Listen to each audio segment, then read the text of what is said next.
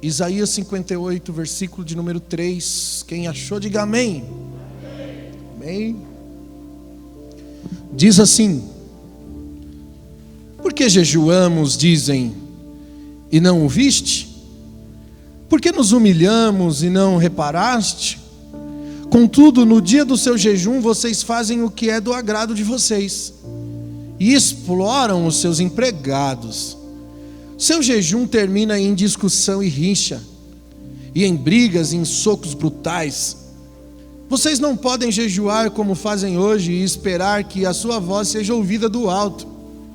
Será esse o jejum que escolhi? Que apenas um dia o homem se humilhe e incline a cabeça como um junco e se deite sobre um pano de saco e cinzas? É isso que vocês chamam de jejum? Um dia aceitável ao Senhor? O jejum que desejo não é este: soltar as correntes da injustiça, desatar as cordas do jugo, pôr em liberdade os oprimidos e romper todo jugo?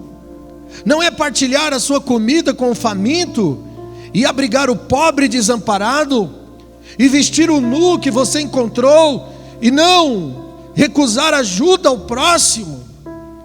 Aí sim, cutuca o irmão do seu lado, diga para ele: aí sim, irmão, aí sim a sua luz irromperá como alvorada, e provavelmente surgirá a sua cura, e a sua retidão irá diante de você, e a glória do Senhor, será a sua retaguarda. Amém? Até aí. Espírito Santo, nós entregamos nosso coração uma vez mais, queremos ouvir a tua voz. Fala conosco, não o que queremos, mas o que precisamos ouvir nessa noite. Você tem liberdade, Jesus, para falar. Você tem liberdade para nos tocar, para fazer, para fluir. Fique à vontade, Senhor. Exorta-nos, edifica-nos, consola-nos, cura-nos. Você tem liberdade, Jesus. Diga: Espírito Santo, fique à vontade. Diga: eis-me aqui. Fala que o teu servo ouve. Amém? Pode sentar-se. Fique à vontade. Em nome de Jesus. Glória a Deus. Glória a Deus. Irmão, para você que não tem acompanhado, talvez você veio hoje aqui, algumas pessoas vieram pela primeira vez e não tem acompanhado o que nós temos ministrado aí esses dias. Nós temos entendido que a base da identidade está no Criador de todas as coisas. Uma vez que Colossenses diz que tudo foi criado por Ele e para Ele são todas as coisas, Jesus. E nele tudo subsiste, fora dele não existe existência. A existência é insignificante ao ponto de não existir. E que a base da nossa existência está no relacionamento. Porque Deus é um Deus relacional, Ele é Pai, Ele é Filho, Ele é Espírito Santo. Nós entendemos a partir da criação, quando Deus criava o mundo, quando Deus criava o homem, a Bíblia diz que havia uma atuação do verbo, que é Jesus, e Deus criava por intermédio do verbo, enquanto o Espírito se movia sobre aquilo que Deus criava. Nós falamos da concepção, que houve uma concepção de um relacionamento da Trindade, onde todas as coisas vieram a existir, e que o sentido da existência está nos nossos relacionamentos. Por isso que quando Deus criou o homem, a Bíblia diz que Deus viu que não era bom que o homem vivesse só, e o fato de Deus criar a mulher era para que o homem, através do relacionamento com a mulher, pudesse conhecer a Deus através desse relacionar, porque Deus é relacional, e o homem jamais poderia conhecer o amor de Deus se ele não tivesse alguém para poder compartilhar da vida, para poder dar, para poder servir, alguém com quem ser um, alguém com quem gerar, alguém com quem conceber, alguém com quem produzir vida. O homem só pode conhecer a Deus a partir de um relacionar com o outro. E por isso, exatamente por esse propósito, que revela o próprio Deus, Deus criou a mulher e fez assim o homem gerar e produzir família. A primeira ordem missional do homem foi: multiplicai-vos e enchei a terra. Porque a ordem de Deus, o projeto de Deus são os relacionamentos que nós construímos.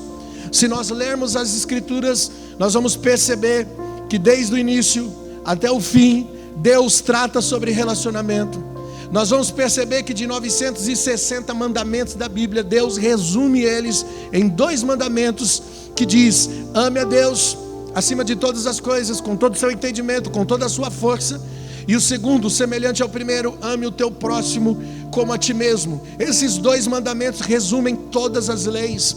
Se você olhar para os 10 mandamentos que foram escritos por Deus, dado a Moisés no monte, você vai perceber que os 10 mandamentos falam de relacionamento.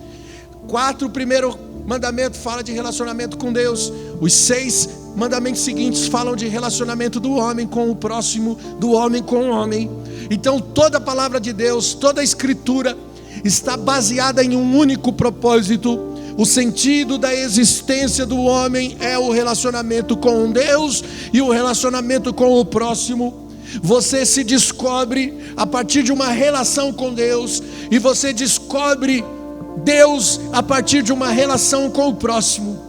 Por isso que todo encontro com Deus vai levar você a uma entrega, vai levar você a se humilhar e dizer: ó Deus, eu sou um miserável pecador. Todo encontro com Deus vai produzir aquilo que nós chamamos de arrependimento. A mensagem primordial, a primeira mensagem das boas novas, é uma mensagem de arrependimento. João Batista apareceu no deserto, pregando a palavra, dizendo: arrependei-vos, porque é chegado o reino de Deus. Ele era o precursor, aquele que prepararia o caminho do Messias, prepararia o caminho de Jesus. Não existe avivamento sem arrependimento. E não existe relacionamento com Deus sem que você se arrependa de quem você é. Porque um relacionamento com Deus vai revelar você para você. Porque você não se conhece. Você só se conhece a partir de um relacionamento com Deus. E quando nós nos relacionamos com o outro, nós então passamos a conhecer a Deus na relação com o outro. Mas a pós-modernidade diz que você não precisa de Deus e que você não precisa de ninguém. A pós-modernidade diz que você não precisa do outro, você não precisa que ninguém te valorize, porque eu mesmo sei o quanto de valor que eu tenho e o quanto de valor existe em mim. O homem pós-moderno se vê cheio de conhecimento, se vê cheio de autoestima, se acha cheio de potencialidade, cheio de inteligência. Deus é lenda, o próximo é supérfluo. Então o mundo se torna a medida do homem, e como diz Pitágoras, o seu mundo se tornou a sua medida. É assim que o mundo enxerga a vida. E esse conceito tem invadido as nossas igrejas há muitos anos. O que antes era chamada de teologia da prosperidade, hoje está modernizado e é chamado de coach gospel. Mas o assunto continua sendo o mesmo: autoconhecimento, autodesenvolvimento, resultados, conquistas materiais, sucesso promissor. Continua sendo o mesmo assunto. Absolutamente nada do que Jesus pregou. Na verdade, o oposto de tudo que Jesus pregou. O sentido da vida não está em coisas. Abaixa um pouquinho o teclado para mim, por favor, aqui no retorno. O sentido da vida não está em coisas. O sentido da vida não está no sucesso. Não está naquilo que fazemos. O fazer tem sido o maior inimigo do homem desde a primeira queda do homem. Porque o fazer roubou a identidade do homem. O homem perdeu a imagem e a semelhança com o Criador. Ele perdeu a identidade. E agora ele precisa fazer alguma coisa para se autoafirmar. Deus é relacional. A vida da igreja está nos relacionamentos, não no fazer coisas. Por isso que eu conheço Deus à medida que eu me relaciono com o outro. O diferencial da igreja primitiva estava onde? No partir do pão, no sentar na mesa, no dividir o que tem com o outro, no compartilhar, na unanimidade, a valorização do outro. Nós temos um entendimento de trabalho diferente.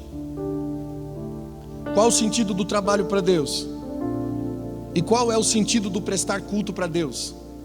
Existe diferença do trabalho e prestar culto para Deus? Para Deus, trabalho e culto é a mesma coisa. Por isso que quando Deus criou o homem e colocou ele no jardim, Ele deu uma tarefa, e é chamada de trabalho essa tarefa. Ele disse: olha, cultive a terra. Só que aqui a palavra cultivo no original vem da palavra avade, que é a mesma palavra para culto. Então trabalhar e cultuar para Deus é a mesma coisa. Significa que o trabalho do homem original era um culto a Deus, e que ele não fazia para se autoafirmar, que ele não trabalhava para se autorrealizar, e que ele também não estava em busca de um resultado ou de uma importância. O culto que nós damos aqui a Deus de 2 horas, cantando, meditando, e muitos de nós nem isso faz, apenas está aqui de corpo presente. O homem original, ele fazia isso trabalhando. Sabe esses momentos que a gente se rende aqui, que a gente adora, que a gente chora no momento do louvor, que a gente se entrega, e eu acho ainda muito pouco, que a gente se entrega muito pouco. Mas sabe esses momentos que a gente faz isso aqui na igreja, 2 horas de culto? O homem fazia isso trabalhando. A presença de Deus e a relação com Deus era integral. Você imagina um homem cultivando a terra e sentindo a glória de Deus ali, e eu vou traduzir para os dias de hoje, ele chapando com a glória e com a presença de Deus enquanto cultivava a terra. Porque nada era separado, tudo era uma coisa só. Porque tudo que o homem fazia, ele fazia em Deus, e fazia a partir de um relacionamento com Deus. O homem, ele não dava beijinho na esposa para ir trabalhar como a gente faz. Ele não se separava da esposa para ir trabalhar. Que alguns dão beijinho na esposa, né? Tchau, meu bem, estou indo trabalhar. E pensa que se separou da esposa para ir trabalhar. Mas na verdade não existe separação. Você nunca vai só. A esposa, por mais que fica em casa, ela nunca fica em casa, porque você representa ela. Vocês têm uma aliança, vocês são um só. E aonde você vai, você fala em nome dela. E aonde ela vai, ela fala em nome de você. Num relacionamento pactual, ninguém está só. E o homem fazia tudo a partir de um relacionamento para o outro e junto com o outro.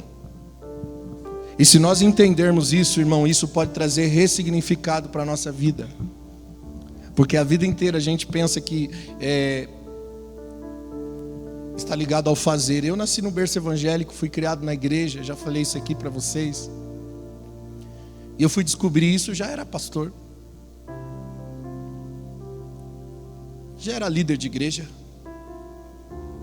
Por que a gente passa tanto tempo dentro da igreja enganado assim, meio doido, lunático? Porque a religião, por mais que utiliza-se o nome de Jesus, ela está separada de Deus. A religião não liga você a Jesus. A religião divide as pessoas. Deus não é religião. Ele não quer religar, Ele quer reconciliar. Ele não quer fazer gambiarra. Ele não quer emendar nada, Ele quer fazer uma coisa só. Ele quer unificar. E esse é o problema da religião. A religião não unifica com o Criador. Ela faz uso do nome de Jesus, mas caminha separadamente. Continua caminhando como homem separado. Por isso que a gente olha para a igreja hoje e vê tanta gente tanta gente. A igreja que está crescendo, que é a maioria no Brasil, o povo cristão e evangélico, você percebe que até a política está preocupada com o número de cristãos, porque agora isso define o governo. Nós somos a maioria, mas não existe transformação, não há mudança, não há manifestação de cristianismo no nosso cristianismo. E isso é preocupante, porque nós somos mais uma religião que está caminhando de forma separada, que ainda está desligada da vida e desligada da existência. Nós ministramos aqui semana passada: não existe existência fora de Jesus. Ah, mas eu aceitei Jesus como meu Salvador. Isso não significa que você está nele, porque aquele que ouve as minhas palavras e as pratica, esse está assemelhado a alguém que construiu a sua casa na rocha, e vem a tempestade, vem o vento, e ela permanece. Mas é aquele que ouve e pratica. Não é aquele que ergueu a mão e aceitou Jesus ou desceu as águas do batismo. A pergunta é: você ouve e pratica? Você se relaciona com Deus? Porque isso pode trazer sentido para o trabalho. Eu vou te fazer uma pergunta: você trabalha para ter sustento, ou você trabalha para fazer o bem e para ser bom ao máximo de pessoas possíveis?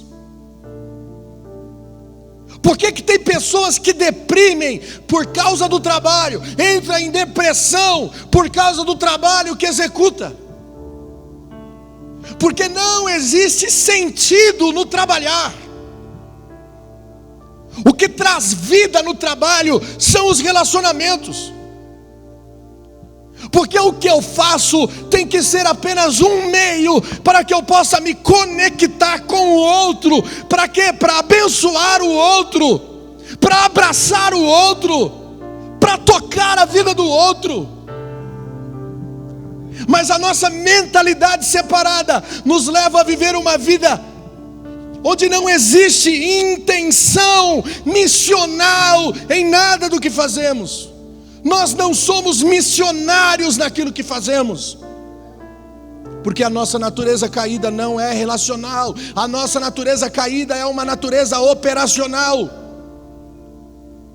É fazer coisas porque me pagam para fazer coisas. Isso é mentalidade operacional. E dentro disso nós perdemos o sentido da existência, porque o sentido da existência está quando nós nos relacionamos. Eu vou dar um exemplo. Pedro, Tiago e João, eles eram empresários da pesca e eram donos de um barco. Qual era o objetivo deles? Trabalhar para sustentar suas casas e sustentar o próprio barco, pensando como 99,9% de pessoas no mundo, pensando como pessoas separadas de Deus. E o que é ser separado de Deus? Ser separado de Deus é ter essa mentalidade: cada um por si e quem sabe Deus por todos. Essa era a característica de Sodoma e Gomorra. E a Bíblia diz que por causa da falta de hospitalidade que havia em Sodoma e Gomorra, Deus decidiu destruir a cidade de Sodoma e Gomorra.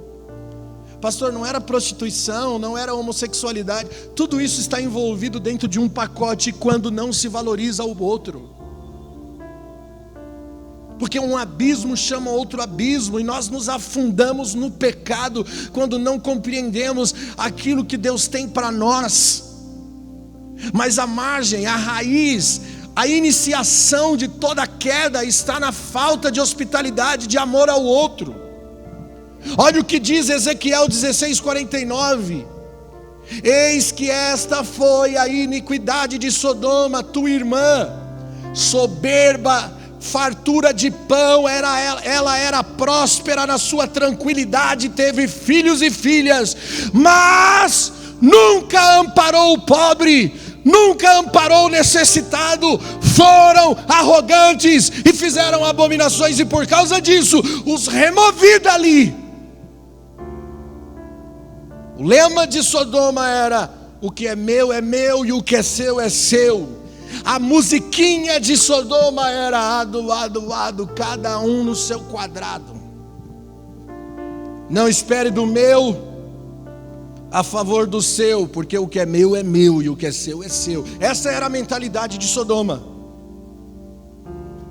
E aquele que ajudasse o pobre ou o estrangeiro era resistido e ganhava oposição com violência. Por isso que os caras bateram na porta de Ló e queriam entrar com violência, porque Ló estava hospedando 2 anjos com hospitalidade dentro da sua casa.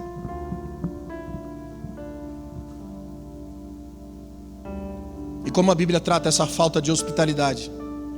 Olha como o negócio é sério. Lucas capítulo 10, versículo 10. Jesus diz assim: sacode o pó das suas sandálias, porque quando você entrar num lugar e não receberem vocês, sacode o pó das suas sandálias, porque haverá menos rigor para Sodoma do que para essa gente. Olha só, Jesus usa o exemplo de Sodoma com falta de hospitalidade para dizer para os seus discípulos, os seus missionários: o negócio é o seguinte, a falta de hospitalidade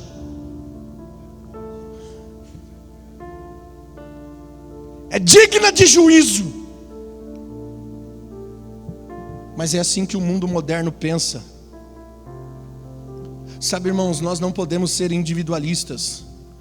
Nós temos que ser uma família. Não existe autonomia e nem independência no reino de Deus, nem no universo, em nada que Deus criou. Tudo que Deus criou depende de outra coisa. Eu já falei isso aqui para vocês. O peixe depende da água, que depende do ar. A terra, a planta que depende da terra, que também depende da água, que também depende do ar, que também depende da luz. Cada coisa depende uma coisa da outra. Se você for estudar ciência, você vai perceber que desde as estrelas do cosmos e de toda a atmosfera, você vai perceber que nada é individual. Tudo que Deus criou depende de outra coisa que Deus criou, porque se Deus é relacional, o que é relacional representa Ele mesmo, e todas as coisas que Ele criou é relacional.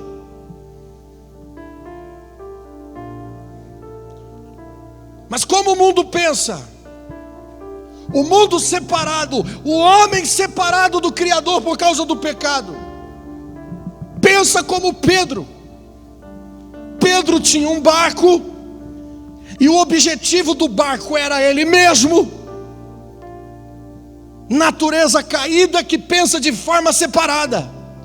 Então você faz por você, pensando em você, separado de Deus e separado do outro. E o que acontece quando Jesus se encontra com Pedro pela primeira vez? Quem lê a Bíblia? O que Jesus fez quando encontrou Pedro pela primeira vez? Ele pede o que emprestado para Pedro? Ele pede o que emprestado para Pedro? O barco! Mas o significado do barco para Jesus era diferente do significado do barco para Pedro. Para Pedro o barco era trabalho, era sustento, tinha a ver com ele mesmo. Mas para Jesus o barco era apenas uma plataforma para que ele pudesse se comunicar com uma multidão de pessoas. Para Pedro era só um meio dele se sustentar, mas para Jesus era um meio de se conectar com pessoas. Por que a gente trabalha muito e diz que ganha pouco? Quem aqui reclama do salário? Seja sincero, seja sincero. Oh, não dá para nada, pastor. Não dá para nada. Não fica chateado não, mas eu vou falar. Posso falar? Sabe por que o salário não dá para nada? Porque tem a ver com o tamanho da sua necessidade. E você é muito pequeno na visão. Você alcança coisas muito pequenas porque tem a ver só com você. E só você é pequeno. Só você é medíocre. Por isso mesmo, quando a pessoa ganha bem, parece que não é o suficiente. Porque continua pequeno, continua do seu tamanho. Se sentir satisfeito não tem a ver com o tamanho do seu salário, mas com o tamanho da sua generosidade. Porque dar é melhor do que receber. Já parou para pensar por que a Bíblia diz que dar é melhor do que receber? Porque é o propósito da nossa existência. Ele não chamou você para acumular, Ele chamou você para dar. E se você cumprir o propósito da existência, você tem vida. Se você não cumprir, você não existe. E se você não existe, tudo que você produz não é real, dura só um tempo, termina. Tudo que dura só um tempo não é real. Por isso que você se torna insatisfeito com o seu salário, com o que você faz, com o que você tem, porque tudo que você faz e tudo que você tem dura só um tempo, porque não é real. Vai ser confronto hoje. Quem fica bravo com a corrupção no Brasil? A gente sabe que o Brasil é conhecido mundialmente como o país da corrupção política. E a corrupção mais gritante no Brasil está ligada à economia brasileira. E o crime mais evidente da economia brasileira se chama desvio de finalidade. O que é um desvio de finalidade? É quando aquela verba que é destinada para um projeto desaparece. Um ministro político apresenta uma falsa finalidade, projetos que nunca acontecem. Um exemplo que a gente vê por aí, a reforma da pracinha. Você já viu a pracinha sendo reformada? Você fala, vai ficar bonita a pracinha. Quando termina a reforma, você fala, o que fizeram? Colocaram um ferro ali, outro ferro ali, um negócio que é para fazer exercício, mas que está tudo travado, que não faz nada. Não gastaram R$2.000 para fazer aquilo que fizeram, mas a verba que foi destinada àquela reforma é muito maior do que a reforma que foi feita. Mas para onde foi a verba? Desvio de finalidade. Você fica bravo com isso?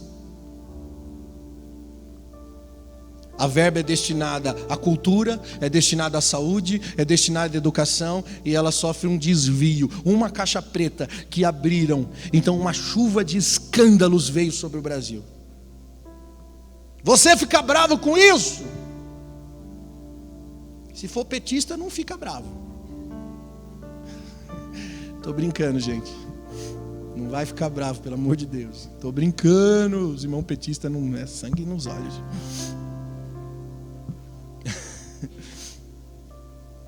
Mas quando algo existe para uma finalidade e alguém desvia a finalidade, você não fica indignado? Sim ou não? Se eu dissesse para você que você faz isso, que existe uma finalidade naquilo que nós fazemos e nós desviamos a finalidade daquilo que fazemos. Como, pastor? Nós colocamos o eu na finalidade daquilo que fazemos, não Deus, não o outro. Eu posso estar aqui pregando para você, a finalidade do reino é Deus e o próximo, mas eu posso estar desviando a finalidade, mesmo pregando uma palavra de reino, pregando uma palavra relevante, pregando uma palavra verdadeira, levando pessoas a um encontro com Deus por essa palavra, mas eu mesmo estou sujeito ao inferno, porque se eu desvio a motivação e a finalidade daquilo que eu estou fazendo, porque se eu estou pregando a você por dinheiro, por salário, porque eu quero o seu dízimo, porque eu quero a sua oferta, porque eu quero ser famoso, porque eu quero ser reconhecido ou coisa do tipo, eu estou desviando a finalidade daquilo que não deveria ser para essa finalidade.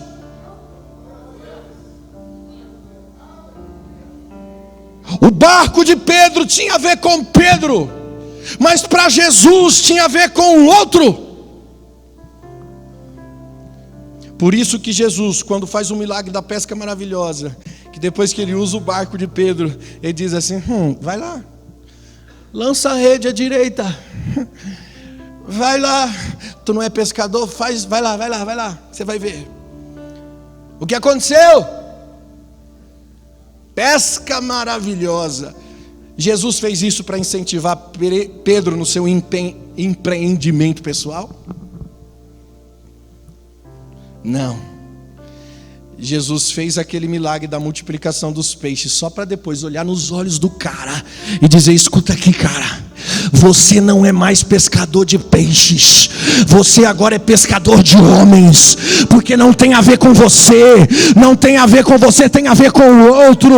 O que você faz tem a ver com tocar pessoas, não sustentar você.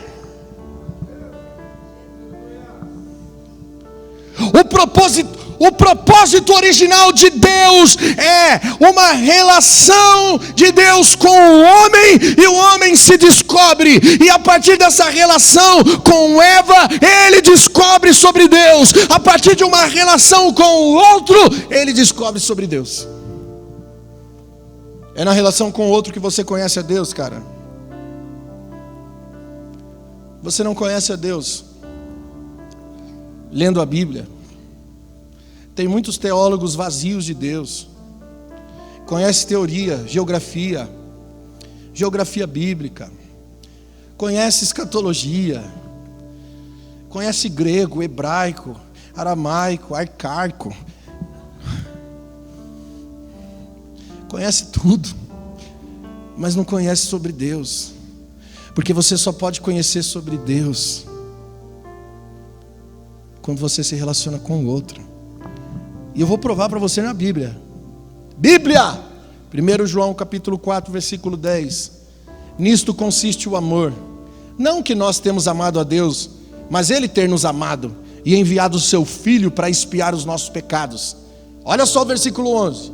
Caríssimos, se Deus amou o mundo assim, também nós devemos amar uns aos outros, porque ninguém jamais viu a Deus. Mas se nós nos amarmos mutuamente, Deus permanece em nós, e o seu amor em nós é perfeito. Nisto, cutuca o seu irmão, diga para ele: é nisso aqui. Nisto conhecemos que estamos nele e ele está em nós. Qual que é o segredo então para saber se eu estou conhecendo Deus? Se eu estou amando o próximo. Quando é que eu sei que Deus permanece em mim? Quando eu me relaciono e amo o próximo. Mas olha só o versículo 20, ele continua: se alguém disser amo a Deus, mas odeia o seu irmão, é mentiroso, porque aquele que não ama seu irmão a quem vê, é incapaz de amar a Deus a quem não vê. Então temos de Deus esse mandamento, que o amar a Deus está baseado no amar o seu irmão.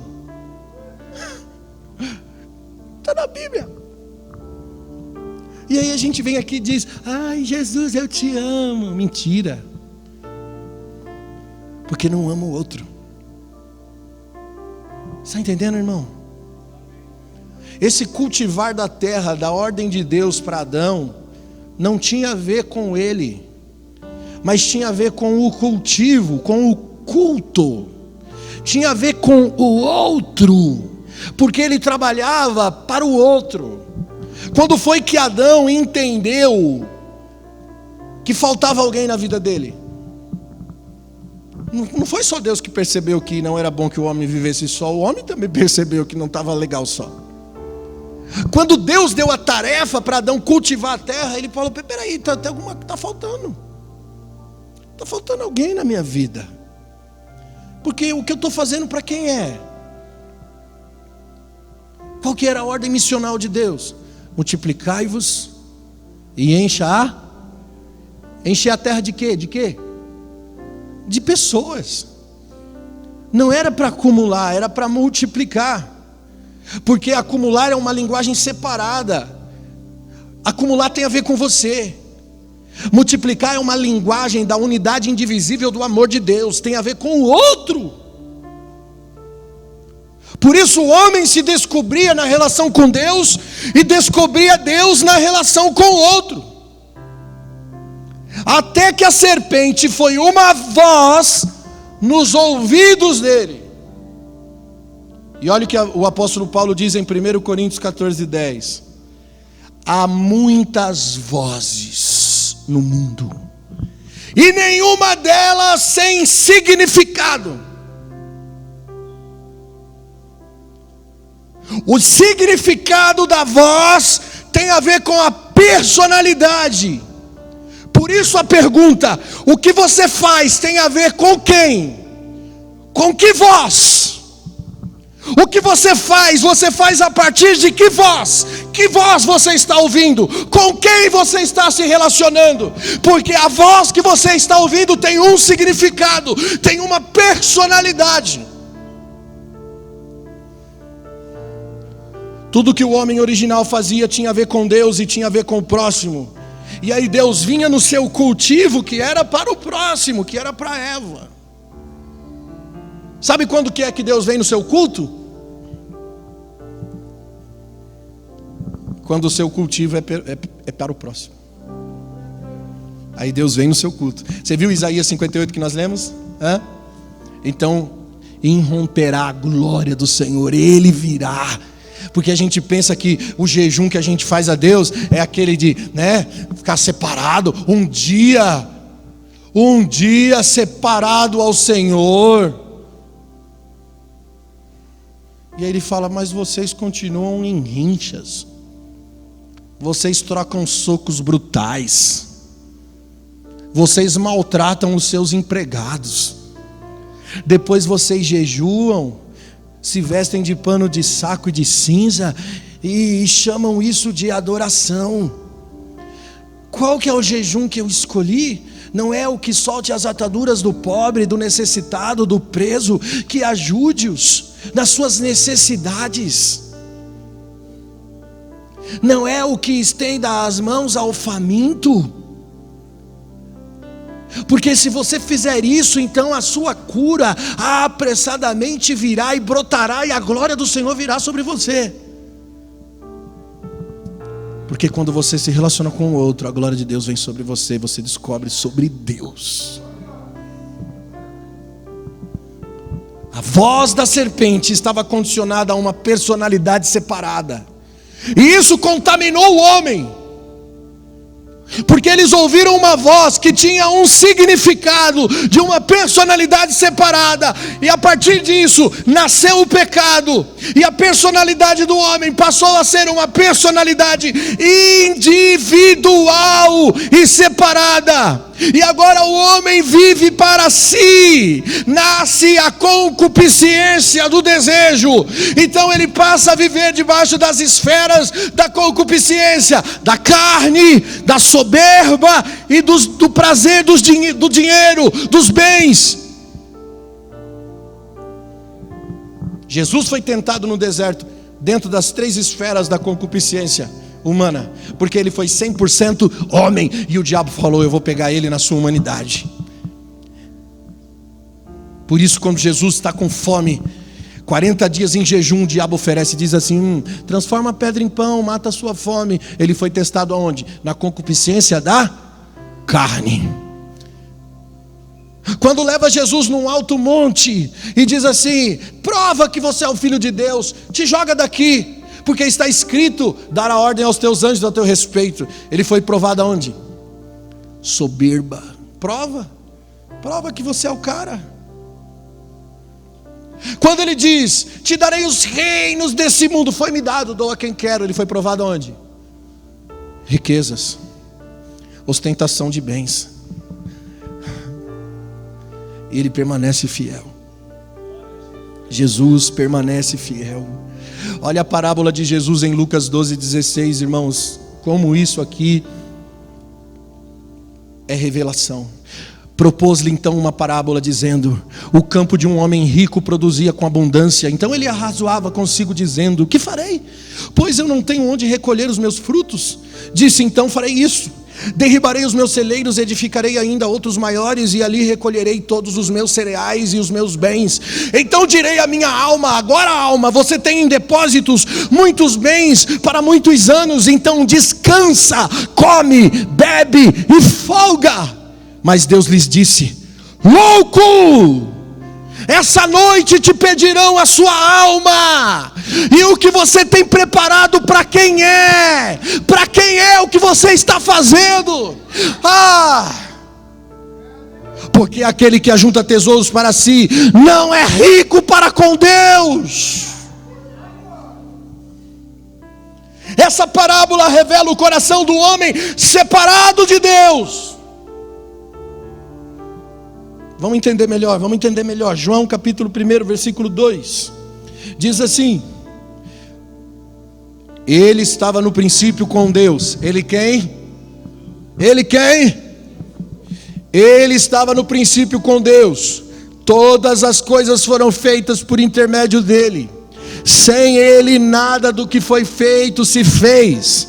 Nele estava a vida, e a vida era a luz dos homens. Diga comigo: nele estava a vida, e essa vida era a luz dos homens. Versículo 5: a luz resplandece nas trevas. Agora eu vou ler mais um versículo antes de explicar. João 14, versículo 6. Jesus disse e assegurou-lhes dizendo: eu sou o caminho, a verdade e a vida, e ninguém se relaciona com o Pai se não for por mim. Presta atenção. Esses dois versículos que nós lemos, João 1 e João 14. Jesus é a vida, e a vida era a luz dos homens. Irmão, vem comigo, presta atenção. Não se desvie da atenção, senão você não vai entender. Ele é a vida, e a vida era a luz dos... O que luz? O que tem a ver? Essa luz tem a ver com a iluminação do entendimento. Ele é o caminho, a verdade. E a mesma palavra para verdade é a palavra realidade. Vou dar um exemplo. Quando alguém diz isso é verdade, ele está dizendo isso é realidade. Quando alguém diz isso é mentira, isso não é real. Então verdade e realidade têm o mesmo significado, ok? Então Jesus é o caminho, é a realidade, é a vida. O homem original estava envolvido com o que era real, num relacionamento com Deus, e num relacionamento com o outro está a vida e a luz dos homens. A luz dos homens está quando nós nos relacionamos com o outro, porque nos relacionamos com a vida, e a partir do nosso relacionar com os homens está a luz dos homens, ok?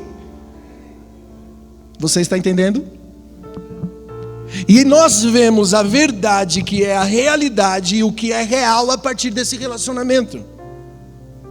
Mas a partir do ouvir da voz da serpente, o homem se relaciona com a mentira. E o que é mentira?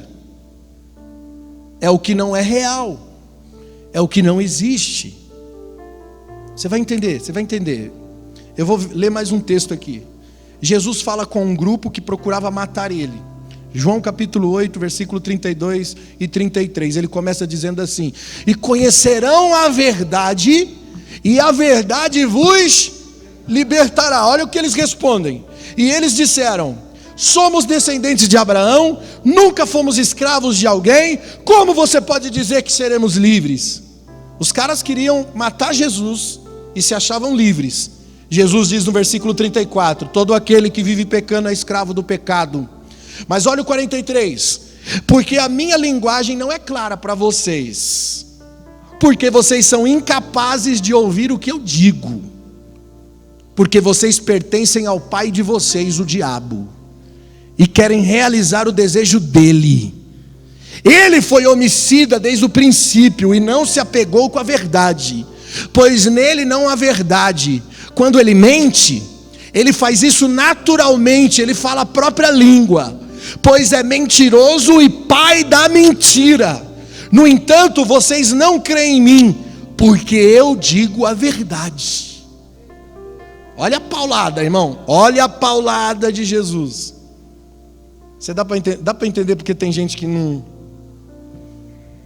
consegue entrar no reino, que a gente chama de reino, não consegue absorver essa palavra, porque ainda está apegada na mentira, na irrealidade. Tem gente que não consegue participar de um culto como esse, não consegue absorver, não tem interesse, porque a gente não está falando o seguinte para ele: Deus vai te dar, receba um milagre. Quem te ouviu passar na prova não te ajudou, vai te arrepender. Porque a gente não está pregando para você que você vai humilhar o teu inimigo, que você vai fazer alguma coisa, que você vai ficar famoso, que você vai dar a volta por cima, que você e sempre você.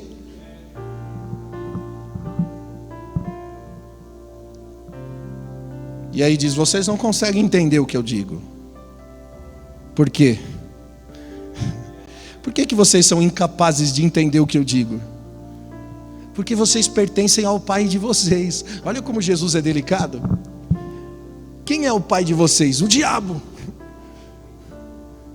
O pai da mentira. O pai da fantasia. O pai da irrealidade. O pai da falsificação, do engano. O diabo mente desde o princípio. Nele não há verdade, nele não há realidade. Mentira é o contrário da realidade. Por isso que a serpente é a personificação da irrealidade. E por isso que é escuridão e trevas. Porque não existe nada na escuridão e nas trevas, não existe. E aí Paulo vai dizer lá em Romanos 1:21, dizendo: portanto, vocês, tendo conhecido Deus, não glorificaram como Deus, não lhe deram graças. Antes, em seus discursos, o seu coração se desvaneceu. Em algumas versões, se tornaram nulos. E o seu coração insensato se obscureceu. Presta atenção aqui. Eu vou trazer significado para as palavras que são importantes nesse texto. O que significa desvanecer? Desaparecer, vazio, nulo. Algumas versões bíblicas usam a palavra nulo. E o que é um nulo na matemática? Quem conhece de matemática? O que é um nulo na matemática? Não existe. O que é o vazio? Como era a terra antes de Deus criar? Sem forma e vazia. Quando ele diz que o homem se tornou obscuro, vazio, nulo, desvanecido, o homem já não existe. Versículo 25: porque mudaram a verdade de Deus em mentira. O que é mentira? É o que não existe. Honraram e serviram mais a criatura do que o Criador, que é bendito e eternamente. Por isso que a estratégia do diabo desde o início é fazer o homem se relacionar com a mentira. É o que nós chamamos de relativismo. O que é relativismo? É colocar em dúvida uma verdade.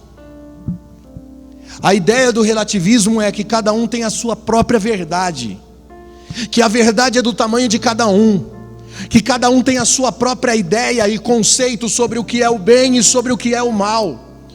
E quando o homem tem o seu próprio conceito do que é o bem e do que é o mal, esse homem está separado daquilo que nós chamamos de vontade de Deus. O que é a vontade de Deus, pastor? A vontade de Deus é tudo aquilo que está acima do que é o bem e do que é o mal.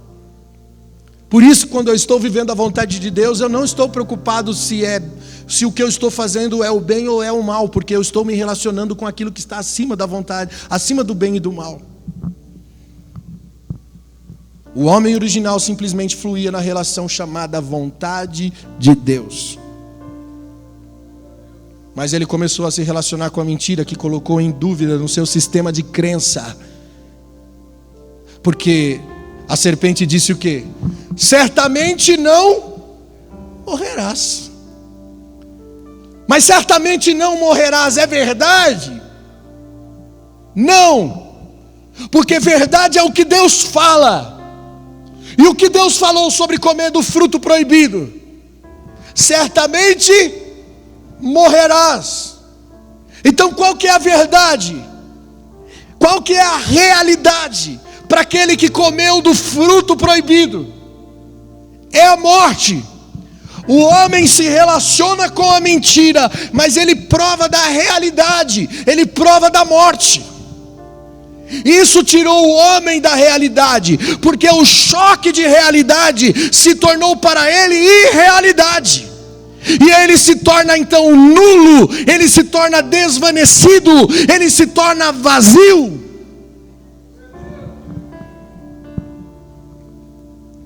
Quando o homem toma uma decisão, tanto de obedecer a Deus ou de desobedecer, ele decide sozinho? Decide sozinho? Quando você decide obedecer a Deus, você decide isso sozinho? Quem acha que decide sozinho? Quem acha que não decide sozinho? Levanta a mão. Tem gente que não sabe nada, não acha nada, né, irmão? Tá bom, estou aqui para aprender, pastor. Então tá ótimo. Ele não decide sozinho. O fato de Deus ter dado ao homem liberdade de escolha não significa que a escolha do homem é livre de um relacionamento espiritual. Toda escolha que nós fazemos está baseada nos termos de relação que nós temos. Quando você escolhe andar em santidade e em amor, você faz isso dentro dos termos da relação com quem? Com quem? Com Deus, com o Verbo, com Jesus, com a verdade, com a realidade, com a luz. Quando o homem decide comer do fruto proibido, ele faz isso a partir da relação com quem? Com a serpente, com o diabo, com a mentira, com a irrealidade. Por isso, nenhuma escolha é livre. Eu sempre escolho a partir de um tipo de relação que eu tenho. Por isso que onde você gasta tempo, vida, está dizendo o que você se relaciona. O seu cultivo revela o culto. E também revela quem você cultua.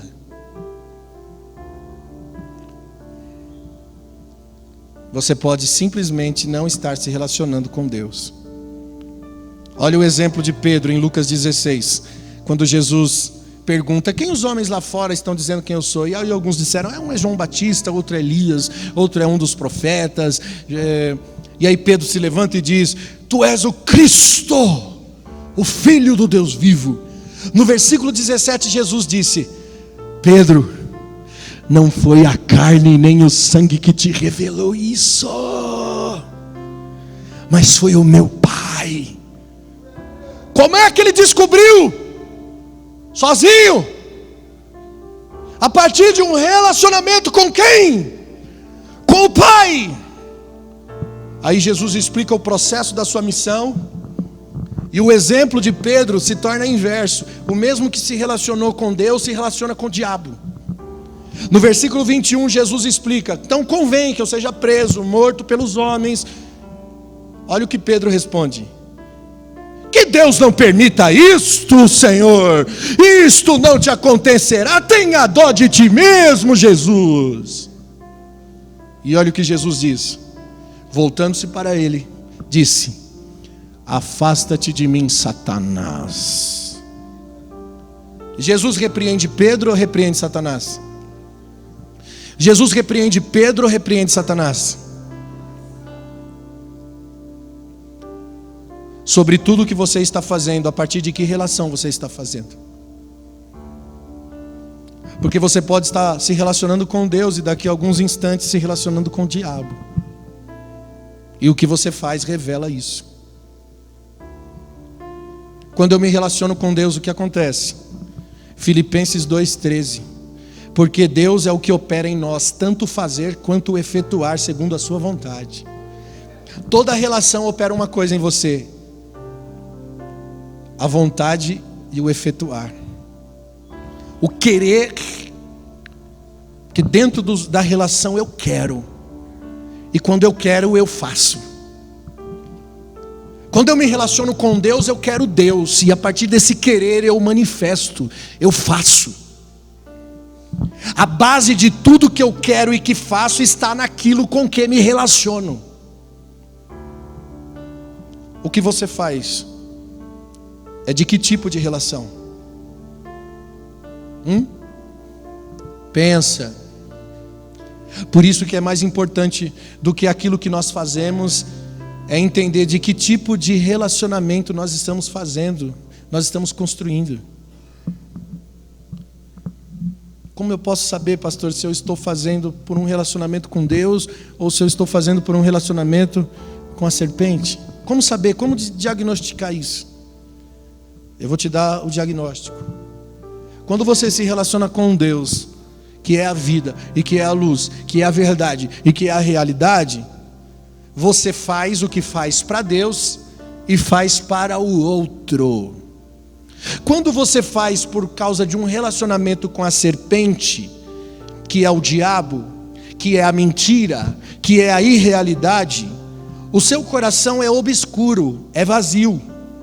E você faz para você, por causa do vazio que está dentro de você. Então você faz para ser, porque você não é mais. Então você precisa fazer para ser. Você tem a necessidade. Eu disse aqui outro dia, irmão, que eu tenho paura de gente carente. Eu tenho paura. Quando eu vejo que a pessoa é carente, eu dou um passo para trás. Porque carência é uma desgraça. O que é carência? Falta algo, você está vazio. Um relacionamento com Deus me produz algo, sem carência, sem falta de nada, maturidade. Mas quando eu não tenho essa maturidade no relacionar com Deus, eu tenho o que se chama de carência. Tudo que eu faço para me autoafirmar. Eu faço esperando ser elogiado pelo outro, ser reconhecido pelo outro. E essa é a maior treta que a gente tem como igreja. Porque membro não dá problema para pastor. Problema de membro não é problema para pastor. Sentar com pessoas que estão com problema no casamento para ministrar e orar é um privilégio para a gente poder ajudar pessoas. Aconselhar, orar, visitar, ir no hospital, ir no velório, consolar pessoas, tudo isso é privilégio de se fazer, não é problema para pastor. O que a maioria dos pastores sofrem não é com a tarefa missional, é com a produção da tarefa, do trabalho, dentro do corpo que nós chamamos de corpo de obreiros, quando na verdade a grande maioria desse corpo é carente. Faz para se autoafirmar, faz esperando ser reconhecido, ser elogiado, ser aplaudido. Por isso tem competição no nosso meio. Tem gente que tem ciúmes do outro. Porque o outro, porque aquele outro lá é o puxa-saco do pastor, porque o pastor só olha para fulano, não olha para ciclano, não porque eu prego muito mais que o outro, porque eu faço melhor, porque se fosse eu.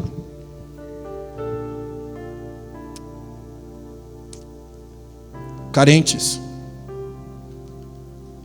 Ai, não me reconhecem nesse lugar, ninguém me valoriza. Carência.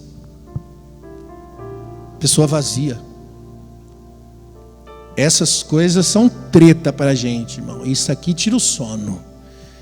Isso aqui torna cansativa a labuta, o trabalho no ministério. Isso é difícil. Eu sonho com uma igreja madura, com um povo que não está preocupado quem é que vai fazer, com mérito, com medalha, com recompensa, com honra, com aplauso, com reconhecimento, com nada disso. Eu sonho com um tempo em que as pessoas serão assim, gente. Com gente que não vai ficar cuidando da vida alheia, que vai olhar para o reino, que vai se relacionar com amor, independente se o outro não é bom com ele. Dá para entender porque Jesus disse: se alguém bater aqui, você dá aqui, ó. Se alguém pedir a capa, dá a túnica. Ele não está dizendo para você ser escravo do outro. Ele está dizendo para você amar o outro. E amar o outro é suportar o outro. Amar o outro é compreender a fraqueza do outro, ao ponto de você se submeter ao outro. Isso é família. Quando a pessoa diz assim: pastor, não aguento mais meu casamento, pastor. A pessoa não me valoriza, a outra pessoa não me honra, fala um monte de coisa que me ofende. Não dá, como dá para viver assim com essa pessoa a vida inteira? Eu quero o divórcio. Não dá mais. O que eu faço? a gente tem que olhar e dizer assim: olha para Jesus, cara. Porque Jesus não foi compreendido, mas Ele lutou por nós. Nós não o honramos, mas Ele nos honrou. Nós fomos infiéis, mas Ele permaneceu fiel.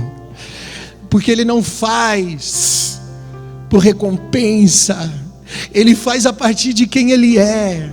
Ele não pode negar Ele mesmo.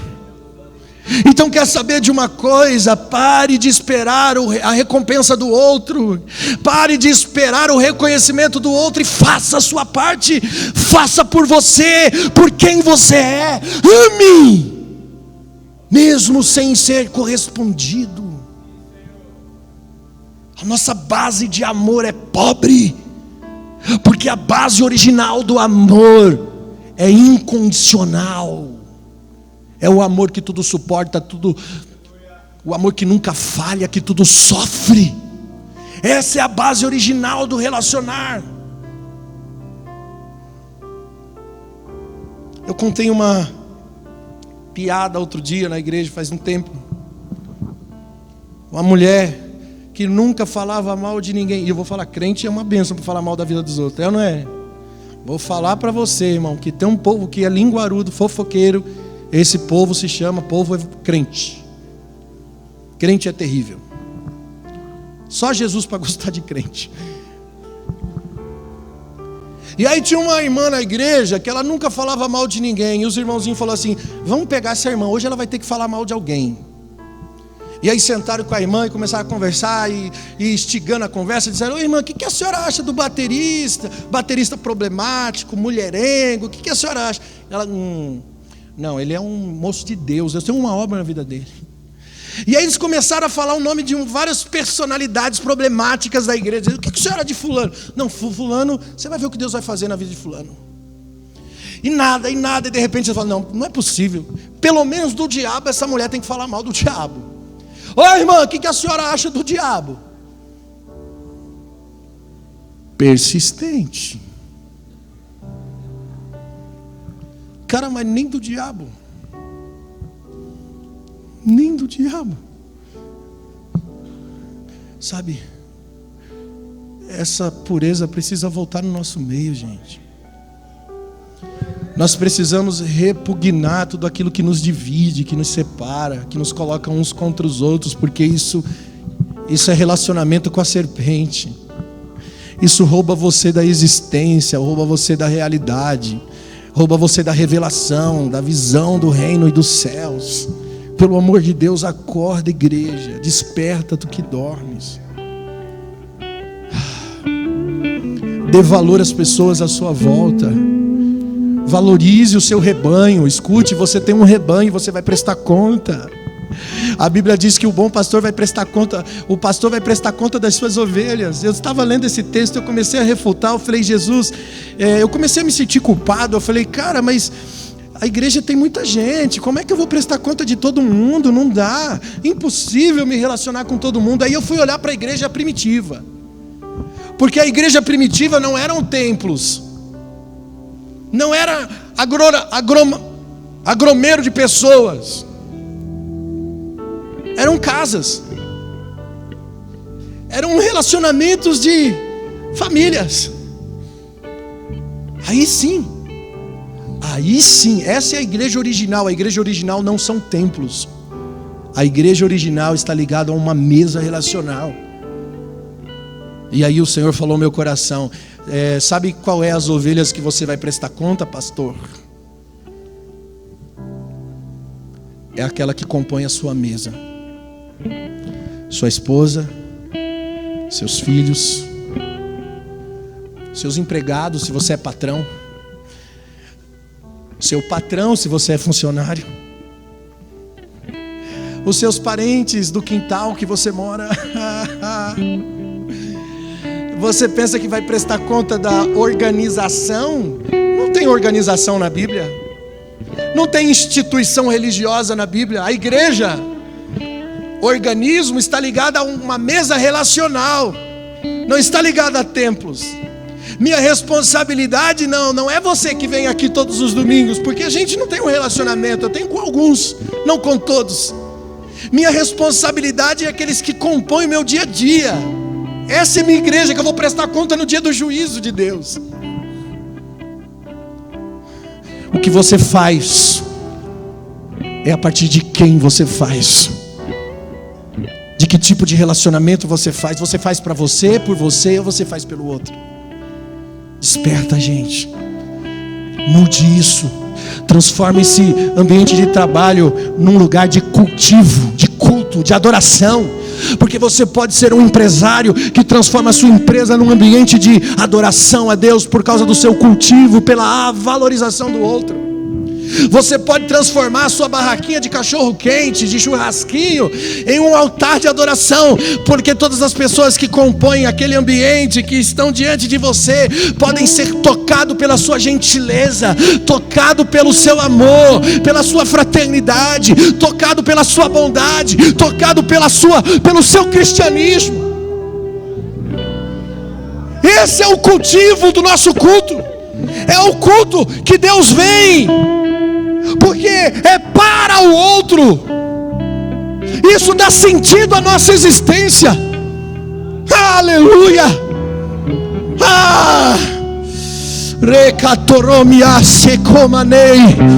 Fica de pé comigo nessa noite.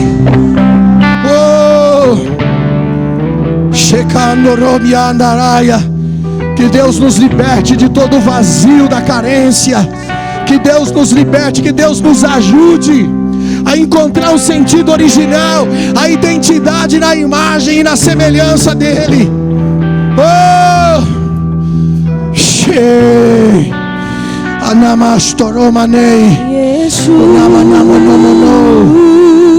Adore, adore.